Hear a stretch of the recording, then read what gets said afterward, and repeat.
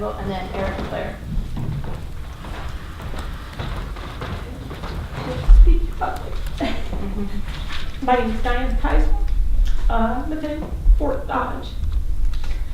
I have 2 children and 3 grandchildren, and we live on the Des Moines River, and which has been very beautiful for us to live there.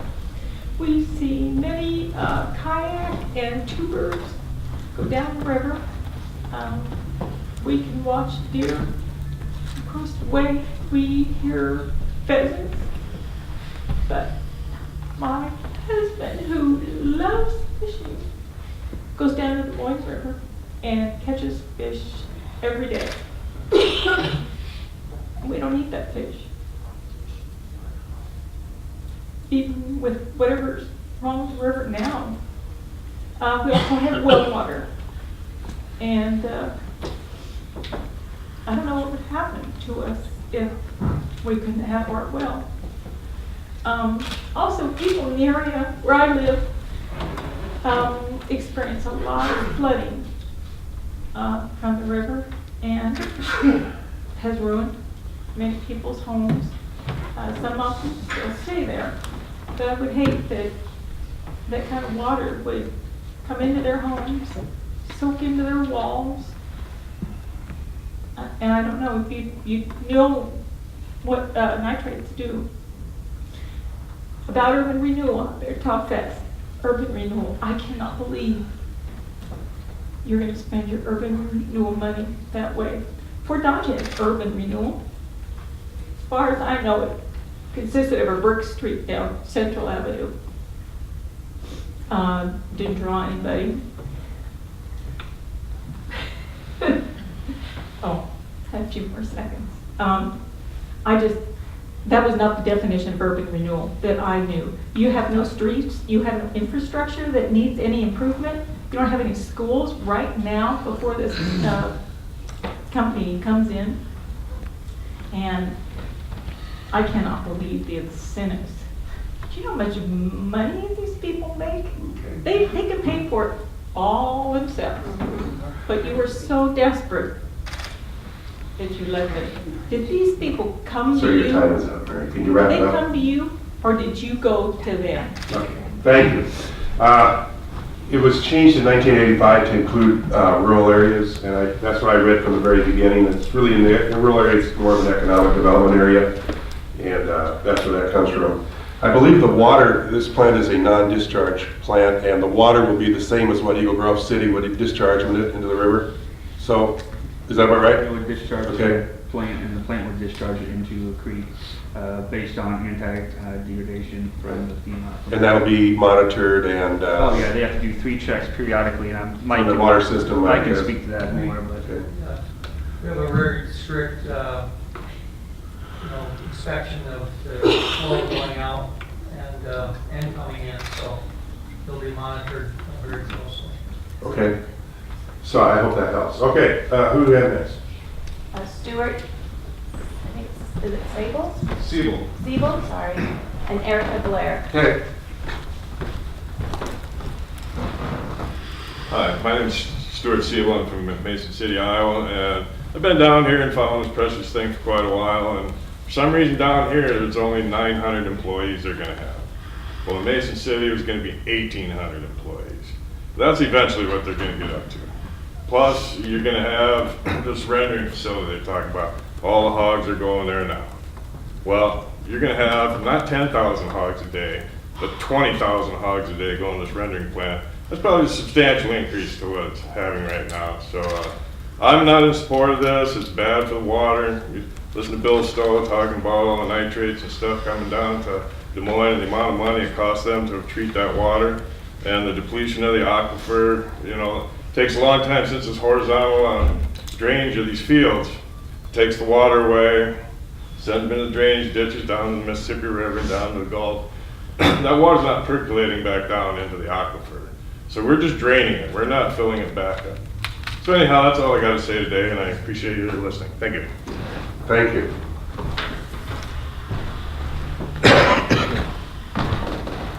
Erica, and that'll be our last speaker. Okay.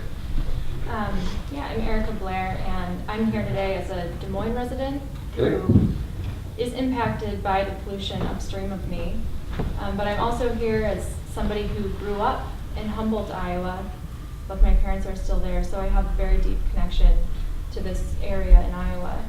And I am very opposed to this urban renewal area because I'm opposed to giving incentives to a company that's going to create even more pollution in our state.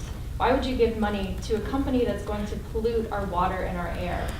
I mean, this is going to mean more factory farms in this region, mark my words. Right now, Prestage is saying that they will supply 60% of the hogs. Just wait a couple years.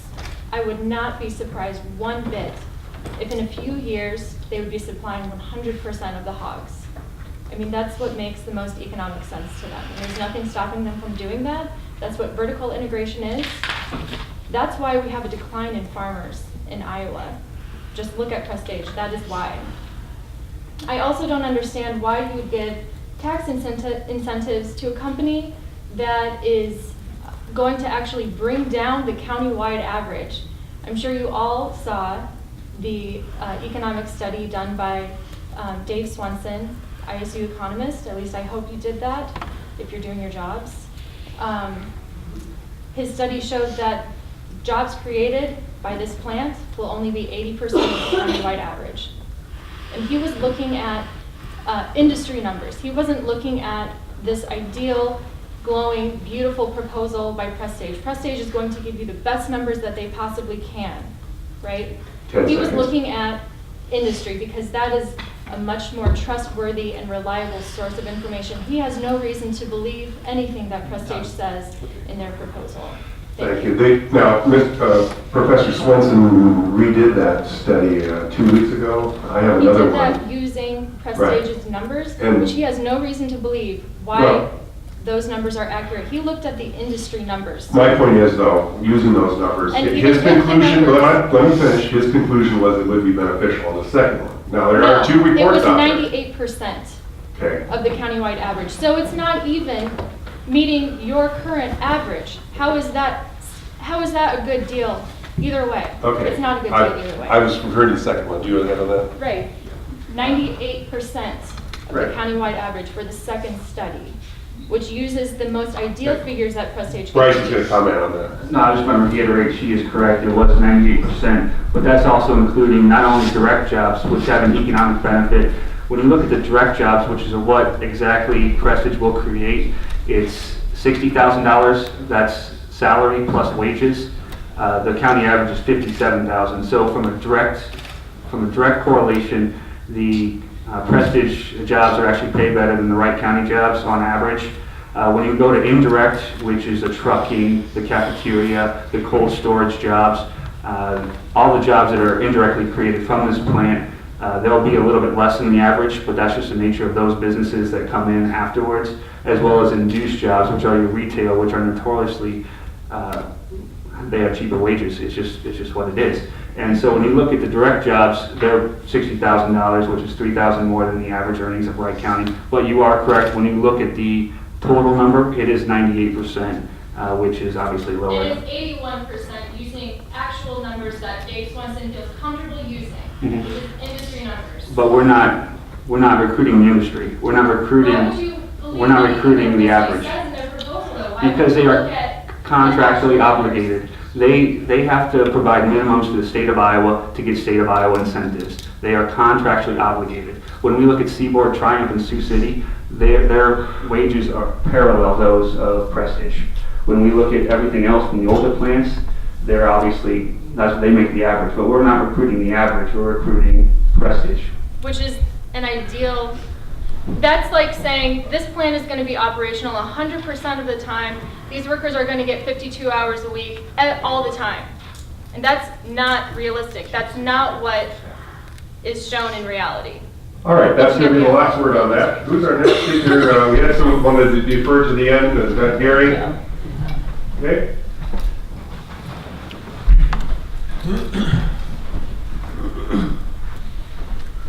Thank you, Mr. Chairman. Okay, Gary. Wright County Supervisors, Auditor Ellis, Economic Development Director Davis. Thank you for the opportunity to speak this morning. We've heard a lot of interesting comments. My name is Gary Woodley. I'm a farmer in Wright County. I am fourth generation on our family farm. My son will be fifth generation. He's in the pork producing business right now, putting up a new facility. When I hear the opposition to this project, I take it as a slap in the face to agriculture. We have heard arguments about having a rural urban economic renewal project here. This is fantastic. It's a good opportunity for Wright County. It's a good fit. Supported 100%. When I hear the opposition criticize this and their arguments are acted upon and the answers given in an understandable way, yet the opposition repeats their opposition and their comments about urban renewal projects. Well, if you're so against urban renewal projects, this isn't the place or the platform to speak about that. You go down to the State House and argue against it in every project that's proposed around the state. I'm glad that we have some incentives that we can use to help this organization get started here with the processing plant in the Eagle Grove area. I think it's a boost for Wright County, and it helps our population. We've lost population in Wright County for the last 40 years. Let's smile when you have the opportunity to raise it again. Thank you, Gary. And then, back there. I signed up to speak. I didn't know if I still could. What is your name? Brad Michelson. Okay, yeah, come on up. I'm not, I missed it. no, I'm not seeing it, but go ahead, Brad, come on up.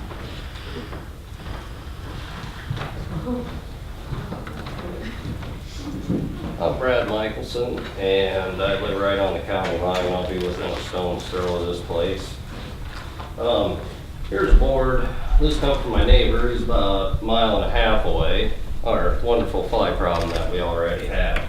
And everybody's welcome to see it, what we deal with every day with the confinements as it is. It's not right for Wright County. Everyone needs to look at the big picture here. It's more than just dollars. People on the board of Mason City could clearly see this. Crime rates have gone up in Marshalltown, Perry, and other towns that have these slaughterhouses. People have left because they don't feel safe and because of the smell. You do not bring in high class or usually even average Joes to work in these type of places. I haven't heard anybody that says, hey, I want to move to Eagle Grove because they have a slaughterhouse. They will not be building a bunch of new homes on this type of wage. People who need this will probably need housing assistance. It seems like so far the only thing happening in Wright County is more and more confinements built. And yes, I do like pork chops, but it's getting a little out of hand. This area has gotten rotten enough and flies are bad and almost unbearable where we live. The quality of life has severely diminished, and I can't even believe the DNR would allow this in this area. We need to also keep in mind with when DeCoster came into Wright County. Let's hope we don't run into that again, especially with all the violations he had made. It just seems like Wright County is getting to the point where they want to become the most rotten, stinking, fly-infested county in the state. Yes, we do need development projects, I agree, but I don't believe this is the one. And the people that want it so bad haven't built it next to their home. Thank you. Anybody's welcome to take a look at this. This is a matter within days in their home. 3 days. 3 days in my house. Oh, no. All right, is there anybody else, if you have anybody else? Jim, did you want to finish up today? I think you're the last one passed. Okay. All right, so we completed the public hearing on this. We got everybody through, right? That wanted to talk? All right, good. Now we'll move to item 8, is a resolution 2016-13-23 to declare a necessity and establish urban renewal area pursuant to section 403.4